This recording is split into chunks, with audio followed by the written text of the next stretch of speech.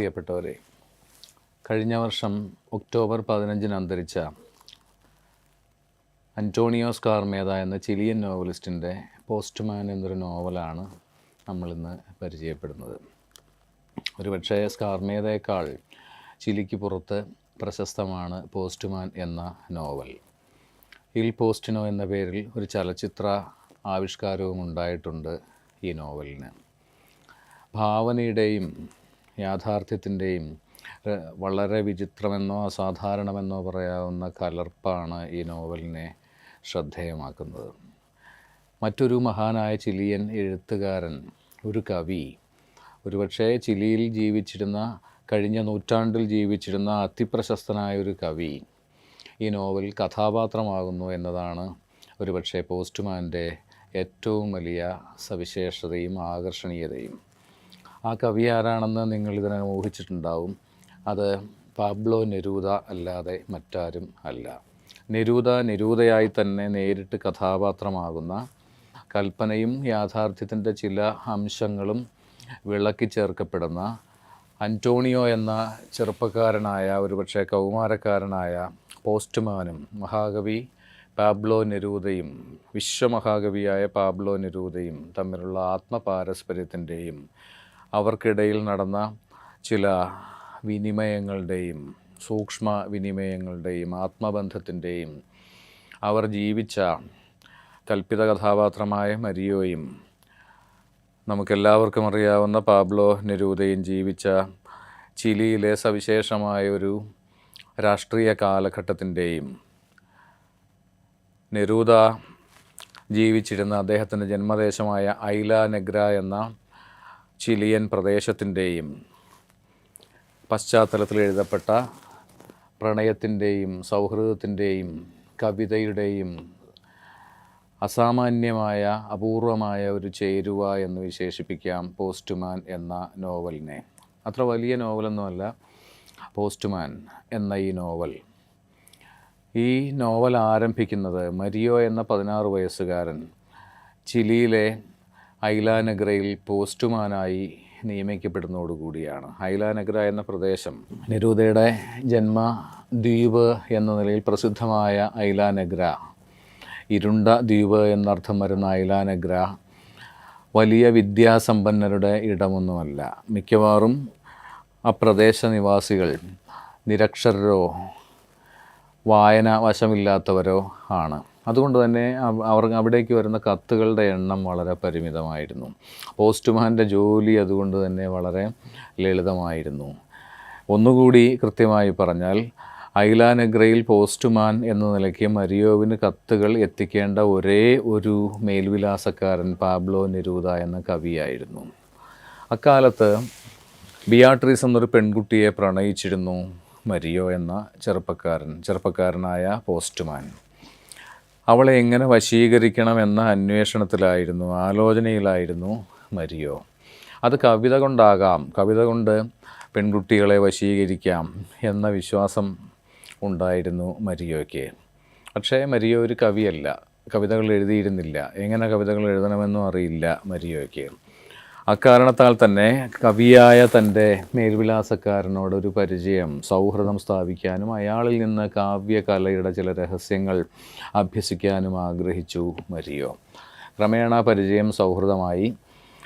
നെരൂദയോട് തൻ്റെ ആവശ്യം ഉന്നയിക്കാനുള്ള സ്വാതന്ത്ര്യം കൈവന്നു മരിയോയ്ക്ക്. അപ്പോൾ ഒരു ദിവസം തൻ്റെ പോസ്റ്റ്മാൻ എന്നുള്ള ഔദ്യോഗിക കൃത്യ നിർവഹണത്തിന് ശേഷം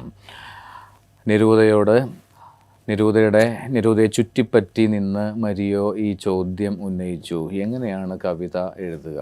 അപ്പോൾ നെരൂദ വളരെ കൃത്യമായി അതിനുള്ള മറുപടി കൊടുത്തു മരിയോയ്ക്ക്. കവിത എഴുതണമെങ്കിൽ മെറ്റഫറുകളുടെ ഭാഷ, രൂപക ഭാഷ വശമാക്കണം. നിനക്കറിയാമോ എന്താണ് മെറ്റഫർ എന്ന്? ഇല്ലെങ്കിൽ ഞാൻ പറഞ്ഞു തരാം. ഒരു വാക്യം കൊണ്ട് ആകാശം കരയുന്നു എന്ന് കേട്ടാൽ നിനക്ക് എന്തു തോന്നും? അപ്പോൾ മരിയ പറഞ്ഞു, മഴ പെയ്യുന്നു എന്ന് മനസ്സിലാവും. അതാണ് മെറ്റഫറുകളുടെ ഭാഷ. ഒരു കാര്യത്തെ ഒരു പരോക്ഷ ഭാഷയിലൂടെ മറ്റൊരു വിധത്തിൽ നേരിട്ടല്ലാതെ ആവിഷ്കരിക്കുന്ന രീതിയാണ് രൂപക ഭാഷ, കാവ്യഭാഷ എന്നത്. അങ്ങനെ ഇരിക്കെ ഒരു ദിവസം അവർ കൂടുതൽ അടുത്ത് കഴിഞ്ഞതിന് ശേഷം നെരൂദ കടലിനെ പറ്റിയുള്ളൊരു കവിത വായിച്ചു കൊടുക്കുന്നു മരിയോവിന്. എന്നിട്ട് ചോദിക്കുന്നു, നിനക്കെന്ത് തോന്നി? എനിക്ക് വല്ലാത്തൊരനുഭവമായിരുന്നു അത്. അപ്പോൾ നെരൂദ പറയുന്നു, അങ്ങനെ പറഞ്ഞാൽ പോരാ, കുറച്ചുകൂടി കണിശമായി എങ്ങനെ, കുറച്ചുകൂടി ഭംഗിയായി എങ്ങനെ ഇക്കാര്യം നീ പറയും? നിൻ്റെ കാവ്യാനുഭവം, ഈ കവിത നിന്നെ എങ്ങനെ ബാധിച്ചു എന്ന് നീ എങ്ങനെ പറയും? അപ്പോൾ മരിയോ പറഞ്ഞു, തിരയടിയേറ്റ ഒരു തോണി പോലെ ഞാനാകെ ഉലഞ്ഞുപോയി കടലിനെ പറ്റിയുള്ള അങ്ങയുടെ കവിത കേട്ടപ്പോൾ. അപ്പോൾ നെരൂദയ്ക്ക് സന്തോഷമായി. നീ രൂപകങ്ങളുടെ ഭാഷ സംസാരിച്ചു തുടങ്ങിയിരിക്കുന്നു, രൂപകങ്ങൾ നിൻ്റെ സംസാരത്തിൻ്റെ ഭാഗമായി മാറിയിരിക്കുന്നു. അങ്ങനെ രൂപകങ്ങൾ നിറഞ്ഞ, കവിത നിറഞ്ഞ കത്തുകൾ എഴുതി ബിയാട്രീസിനെ സ്വന്തമാക്കുന്നു മരിയോ. നെരൂദയുടെ കവിതകളും സുലഭമായി ഉപയോഗിച്ച് കൂട്ടിച്ചേർത്ത് ഭംഗിപ്പെടുത്തി എഴുതിയ കത്തുകളായിരുന്നു മരിയോയുടെ പ്രണയലേഖനങ്ങൾ. മരിയോയ്ക്കൊരു കുട്ടി ജനിക്കുമ്പോൾ ആ കുട്ടിയുടെ തലതൊട്ടപ്പനായി പ്രവർത്തിച്ചതും തലതൊട്ടപ്പൻ്റെ സ്ഥാനം അലങ്കരിച്ചതും മറ്റാരുമായിരുന്നില്ല, നെരൂദയായിരുന്നു. പിന്നീട് കുറേ കാലം ചിലി വിട്ട് ചിലിയൻ അംബാസഡറായി ചിലിക്ക് പുറത്ത് മറ്റു രാജ്യങ്ങളിൽ താമസിക്കുകയും ജീവിക്കുകയും ചെയ്യേണ്ടതായി വന്നു നെരൂദയ്ക്ക്. പിന്നീട് അദ്ദേഹം ചിലിയിലേക്ക് മടങ്ങി വരുന്ന രോഗബാധിതനും അവശനുമായി ഏതാനും ചില വർഷങ്ങൾക്ക് ശേഷമാണ്. അപ്പോഴേക്കും ചിലിയിലെ ഇടതുപക്ഷ ഭരണകൂടത്തെ അട്ടിമറിച്ചുകൊണ്ട് ഒരു ഏകാധിപത്യ ഭരണകൂടം നിലവിൽ വരികയും ചിലിയിലേക്ക് മടങ്ങിയെത്തിയ നെരൂദ തൻ്റെ വീട്ടിൽ, ഐലാനെഗ്രയിലെ വീട്ടിൽ വീട്ടുതടങ്കലിലാവുകയും പട്ടാള ബന്ദവസിലാവുകയും ചെയ്യുന്നു. പോസ്റ്റ്മാൻ എന്ന നിലയിൽ പോലും അവിടേക്ക് ചെല്ലാനോ നെരൂദയെ കാണാനോ ഉള്ള അവസരം നിഷേധിക്കപ്പെടുന്നു മരിയോയ്ക്ക്. എന്നിട്ടും ഒരിക്കൽ നേർവഴിയല്ല, പട്ടാളക്കാരുടെ കണ്ണു വെട്ടിച്ച് നെരൂദയുടെ വീടിൻ്റെ അടുക്കള വഴി നെരൂദ കിടക്കുന്ന, ശയ്യാവലംബിയായി നെരൂദ കിടക്കുന്ന ആ മുറിയിൽ എത്തിച്ചേർന്ന് നെരൂദയെ അവസാനമായി ഒരു നോക്ക് കാണുന്നു മരിയോ. അപ്പോൾ മരിയോയോട് നെരൂദ ആവശ്യപ്പെടുന്നു. അപ്പോഴേക്ക് മരിയോ എന്നല്ല, മൈ സൺ, എൻ്റെ മകനെ എന്നാണ് നെരൂദ മരിയോവിനെ സംബോധന ചെയ്യുക. ആ സംഭാഷണത്തിൽ, അത്രയൊന്നും ദീർഘമല്ലാത്ത ആ സംഭാഷണത്തിൽ, ആ അവസാനത്തെ കണ്ടുമുട്ടലിൻ്റെ അവസരത്തിൽ നെരൂദ ആവർത്തിക്കുന്ന ഒരു വാക്യമുണ്ട്, my son I am dying. മകനെ, എൻ്റെ മകനെ, ഞാൻ മരിച്ചുകൊണ്ടിരിക്കുകയാണ്.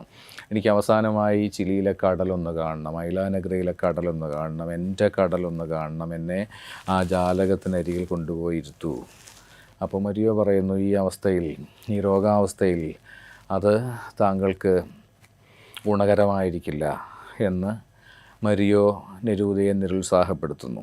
ഈ സന്ദർഭത്തിൽ നെരൂദ പറയുന്ന അത്യുജ്വലമായൊരു വാക്യമുണ്ട് നോവലിൽ. നിന്നെ പ്രണയിപ്പിച്ച, നിന്നെ വിവാഹം കഴിപ്പിച്ച, അതിനുവേണ്ടി നിൻ്റെ മകൻ്റെ തലതൊട്ടപ്പനായ, ഇതിനെല്ലാറ്റിനും വേണ്ടി എൻ്റെ പേനയുടെ വിയർപ്പ് ചെലവഴിച്ച ഞാനാണ് പറയുന്നത്, എന്നെ അവിടേക്ക് നീക്കിയിരുത്തൂ. അങ്ങനെ ചെയ്യുന്നു മരിയോ. ആ സ്നേഹാധികാരം, നെരൂദയുടെ സ്നേഹാധികാരത്തിന് വഴിപ്പെട്ടുകൊണ്ട് മരിയോ അവസാനമായി നെരൂദയെ ചിലിയിലെ ഐലാനെഗ്രയിലെ കടൽ കാണിച്ചു കൊടുക്കുന്നു. ഉടനെ രോഗം മൂർച്ഛിച്ച നെരൂദയെ ചിലിയിലെ മിലിറ്ററി ഹോസ്പിറ്റലിലേക്ക് പട്ടാളം നീക്കം ചെയ്യുന്നു. നെരൂദയുടെ സുഹൃത്ത് എന്ന നിലയിൽ മരിയോവിനെ അറസ്റ്റ് ചെയ്യുന്നു, തുറുങ്കിലടയ്ക്കുന്നു. പിന്നീട് അയാൾ നാട്ടിലേക്കോ വീട്ടിലേക്കോ മടങ്ങി വരുന്നില്ല. അയാൾക്ക് എന്ത് സംഭവിച്ചുവെന്ന് ആർക്കും അറിയില്ല. നെരൂദയും മിലിറ്ററി ഹോസ്പിറ്റലിൽ വെച്ച്, ചിലിയിലെ സാന്റിയാഗോവിലെ പട്ടാള ആശുപത്രിയിൽ വെച്ച് മരണപ്പെടുന്നു. വർഷങ്ങൾക്ക് ശേഷം ഈ നോവലിൻ്റെ കഥ പറയുന്ന ആൾ അപ്പോഴേക്ക് മരിയോയും കവിയായി മാറിക്കഴിഞ്ഞിരുന്നു. ചെറിയൊരു കവി, കവിതകൾ എഴുതാൻ തുടങ്ങിക്കഴിഞ്ഞിരുന്ന ഒരു ചെറുപ്പക്കാരനായി മാറിക്കഴിഞ്ഞിരുന്ന മരിയോ അക്കാലത്ത് ചിലിയിലെ ഒരു പ്രമുഖ സാഹിത്യ മാസിക നടത്തിയ ഒരു മത്സരത്തിലേക്ക് തൻ്റെ കവിത അയച്ചിരുന്നു. അപ്പോൾ കഥ പറയുന്ന ആൾ നോവലിൻ്റെ അവസാന അധ്യായത്തിൽ, അനുബന്ധ അധ്യായത്തിൽ, അന്നേക്ക് നിന്നുപോയിരുന്ന, പല കാരണങ്ങളാലും പ്രസാധനം നിലച്ചുപോയിരുന്ന ആ മാസികയുടെ പത്രാധിപരുമായി ഒരു കോഫി ഹൗസിൽ ഇരിക്കുന്നതായാണ് നമ്മൾ കാണുക. അപ്പോൾ ഈ കഥ പറയുന്ന ആൾ, നരേറ്റർ, ആഖ്യാതാവ്, ഈ മുൻ മാസികയുടെ, നിലച്ചുപോയ മാസികയുടെ പത്രാധിപരോട് ചോദിക്കുന്നു, നിങ്ങൾ നടത്തിയ ആ മത്സരത്തിൽ ആർക്കായിരുന്നു ഒന്നാം സ്ഥാനം? മരിയോ എന്ന ചെറുപ്പക്കാരൻ സമ്മാനിതനായിരുന്നോ ആ മത്സരത്തിൽ? അപ്പോൾ അയാൾ പറയുന്നു, അല്ല, മരിയോയ്ക്കല്ല സമ്മാനം, മറ്റൊരാൾക്കാണ്. മരിയോ എന്നായിരുന്നില്ല അയാളുടെ പേര്. അപ്പോഴേക്ക് ഇവർക്ക് കുടിക്കാനുള്ള കാപ്പി കൊണ്ടുവരുന്നു. അതിൽ മധുരം ചേർക്കണമോ പഞ്ചസാര ചേർക്കണമോ എന്ന പത്രാധിപരുടെ ചോദ്യത്തിന് ആഖ്യാതാവ് ഇങ്ങനെ മറുപടി പറയുന്നു, വേണ്ട, I will drink it bitter, ഞാനിത് കയ്പോടുകൂടി കുടിച്ചുകൊള്ളാം. ഈ കയ്പ് ഒരു പക്ഷേ മരിയോയുടെ ജീവിത പരിണതിയാൽ ആഖ്യാതാവ് അനുഭവിക്കുന്ന വൈകാരികമായ കയ്പ് തന്നെ ആയിരിക്കാം. I will drink it bitter എന്ന വാക്യം ഈ നോവലിൻ്റെ സാരാംശമായി നമ്മുടെ ഉള്ളിൽ മുഴങ്ങിക്കൊണ്ടിരിക്കും അതിൻ്റെ വായനയ്ക്ക് ശേഷവും. ചുരുക്കി പറഞ്ഞാൽ ഇത്രയുമാണ് പോസ്റ്റ്മാൻ എന്ന നോവലിൻ്റെ ഇതിവൃത്തം.